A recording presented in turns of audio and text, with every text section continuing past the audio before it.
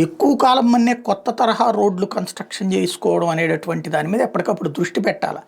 సాధారణంగా మనకి ఇప్పుడు రోడ్లు వేస్తే తొందరగా పోతున్నాయి. ఇప్పుడు ఆ రోడ్లు వేయడం కూడా మానేశారు. రోడ్లపైన గుంటలు పొడచడం, రోడ్డు పైన అంత తారేసుకెళ్ళిపోయి అదే రోడ్డు వేసేసామని చెబుతున్నారు. ఏడాది అయ్యేటప్పటికి అది ఏడాది అక్కర్ల వర్షాలు రాగానే నాశనం అయిపోతుంది. మళ్ళీ గుంటలు పట్టడం, మళ్ళీ కొత్త రోడ్లు. ఇది కాంట్రాక్టర్లకి డబ్బులు, ప్రభుత్వానికి బొక్క, ప్రజలకి కష్టం, నష్టం. ఇట్లాంటి సందర్భంలో ఒక్కసారి మనం పర్మనెంట్ రోడ్ స్ట్రక్చర్ మీద దృష్టి సారించాల్సి ఉంది. ఎక్కువైనా సరే, కాస్ట్ ఎక్కువైనా సరే, ఒకసారి రోడ్డు వేస్తే కనీసం 5 ఏళ్ళు పోకుండా ఉండాలి. ఆ రోడ్లని జాగ్రత్తగా మెయింటెనెన్స్, ఈవెన్ అవసరమైతే ఆ కాంట్రాక్టర్కి అప్పచెప్పండి. 5 ఏళ్లలోపు అక్కడ గుంట పడితే ఆ కాంట్రాక్టర్కి ఇప్పుడు అతనికి ₹1,00,000 ఇవ్వాల్సి ఉంది, 80,000 ఇవ్వండి, 20,000 పక్కన పెట్టండి. ఆ గుంటలు ఎప్పుడు పడినా అవి పొడచాలి.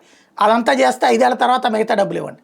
అట్లా చేయకపోతే కనుక ప్రతి రోడ్డు కేవలం రాజకీయ నాయకులు సంపాదించుకోవడానికి ఉపయోగపడుతుంది, లేదా రాజకీయాలు చేసుకోవడానికి ఉపయోగపడుతుంది. ప్రస్తుతం ఒక మంచి నిర్ణయం తీసుకుంది ప్రభుత్వం. ఓ ప్రయోగాత్మకంగా భారీ వర్షాలకు ఎక్కువ లోటుతో రాకపోకలు సాధించే వాహనాల కారణంగా రోడ్లు త్వరగా దెబ్బతింటుండేటటువంటి సందర్భంలో డానిష్ ఫైబర్ టెక్నాలజీతో ఎక్కువ కాలం మన్నే రోడ్లు నిర్మించేందుకు ఆర్ఎండ్బి మంత్రి బీసీ జనార్దన్ రెడ్డి చొరవ చూపించారు. రాష్ట్రంలో తొలిసారి నంద్యాల జిల్లా బనగానపల్లి నియోజకవర్గంలోని ముదిగేడు, సంజామల మధ్య ఈ కొత్త సాంకేతికతతో శుక్రవారం రహదారి నిర్మాణం చేపడుతున్నారు. డానిష్ అస్ఫాల్ట్ రీఇన్ఫోర్సింగ్ టెక్నాలజీగా పేర్కొనే విధానాన్ని డెన్మార్క్లో అభివృద్ధి చేశారు. వివిధ దేశాల్లో చేపట్టిన ఈ రోడ్ల ప్రాజెక్టులు విజయవంతం కావడంతో మన రాష్ట్రంలో నిర్మించబోతున్నారు. ఈ పద్ధతిలో తారు మాత్రమే కాకుండా అరమిడ్ పాలియోలెఫిన్ అనే ఫైబర్లు కలిపి విటమిన్ తయారు చేస్తారు.